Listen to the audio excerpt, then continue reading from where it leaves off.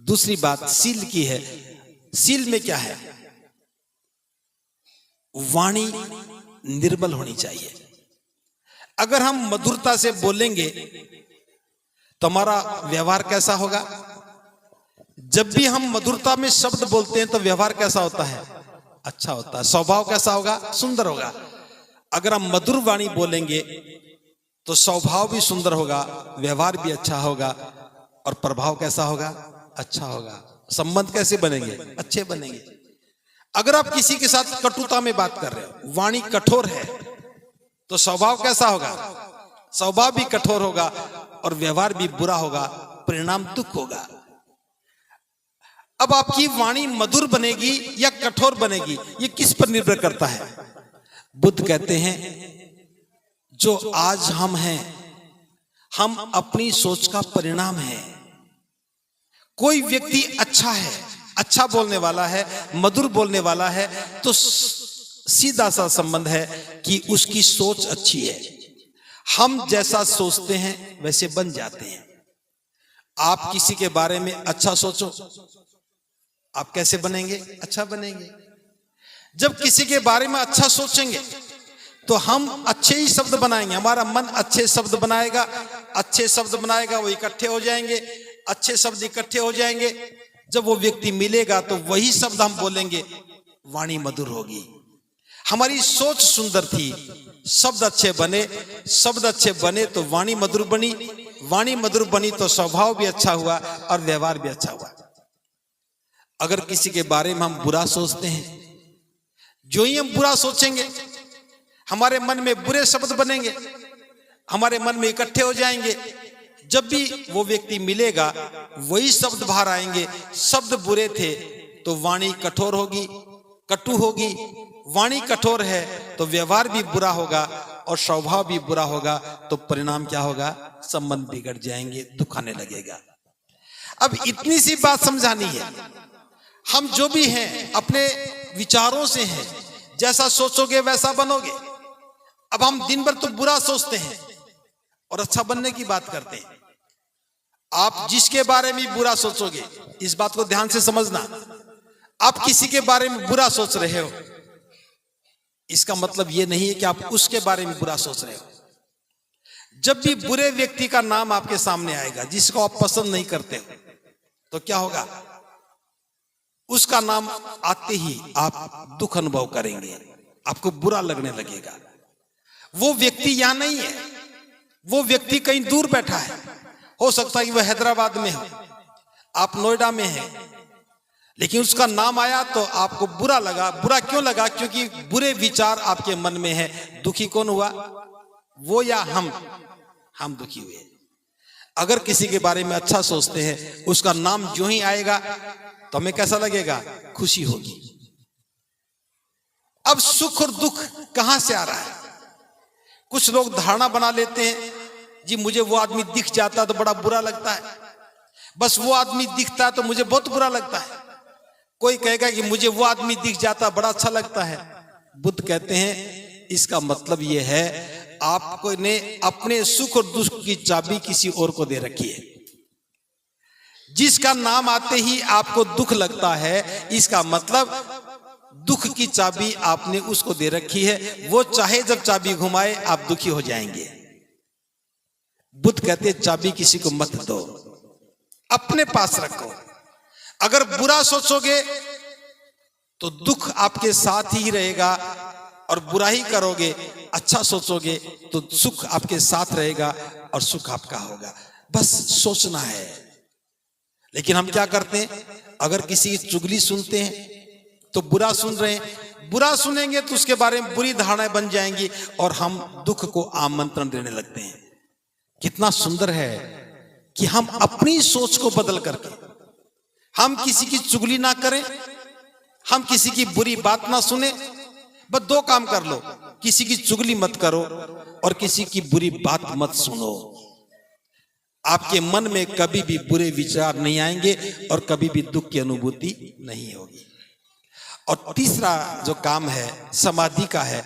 समाधि में 3 चरण की बातें हैं। पहला, जो हमारे मन में बुरे विचार हैं उनको बाहर निकाल दो। बुरे विचार पैदा ना हो, इसलिए बुरा सोचना बंद कर दो। अच्छे विचारों को आने दो, जो अच्छे विचार आ गए उनको और बढ़ाओ। बुद्धि निर्मल हो जाएगी।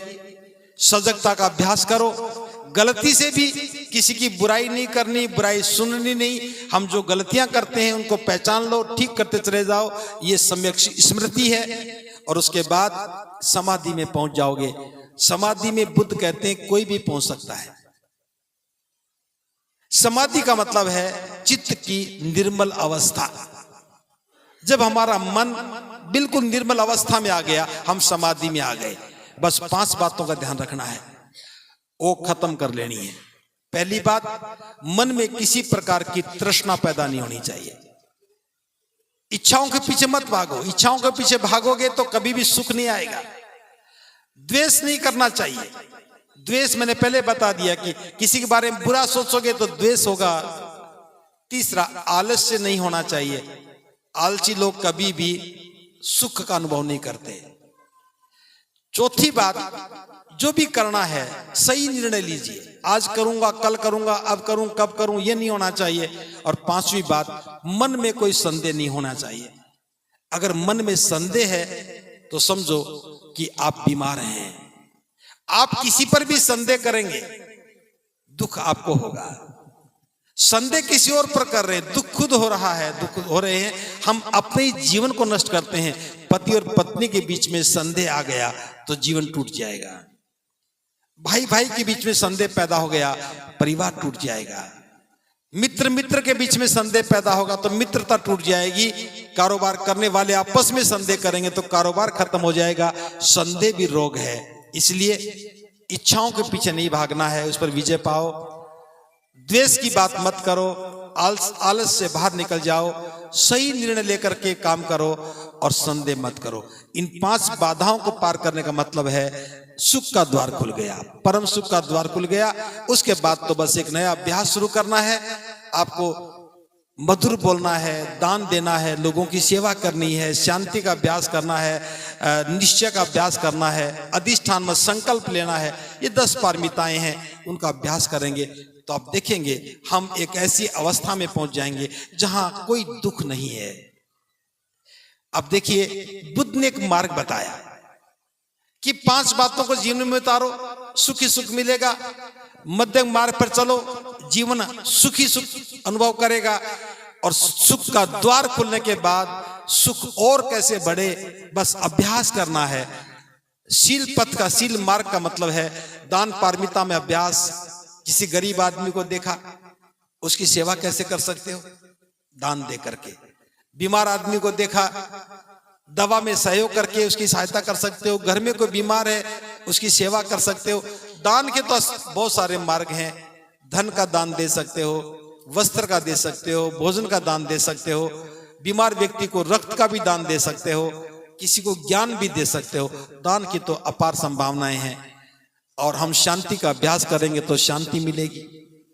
इसलिए पारमिताओं का अभ्यास करने से जीवन सुखी हो जाता है। अब यहां देखिए, मैंने कितनी देर बात की, इसमें कहीं बुद्ध आए?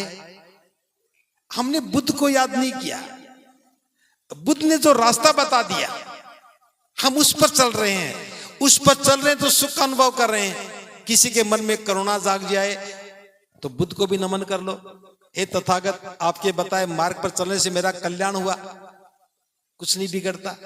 अगर लगता है कि ना उसका धन्यवाद नहीं करना तो कोई बात नहीं, मंजिल तो सुख की मिलेगी, इसमें कोई संदेह नहीं है। बस अविद्या से बाहर निकल जाओ। सारा का सारा जीवन वाणी, व्यवहार, स्वभाव, विचार पर टिका हुआ है। अच्छा सोचोगे तो अच्छे बन जाओगे, बुरा सोचोगे बुरे बन जाओगे। बुरा सुनोगे तो संबंध बिगड़ जाएंगे, बुरे बात करोगे तो लोग आपको भी बुरा कहने लगेंगे। मीठा बोलोगे तो संबंध अच्छे बन जाएंगे, सुखी सुख मिलेगा। कटु बोलोगे तो दुखी दुख मिलेगा। यहां जो भी कुछ करना है खुद को करना है।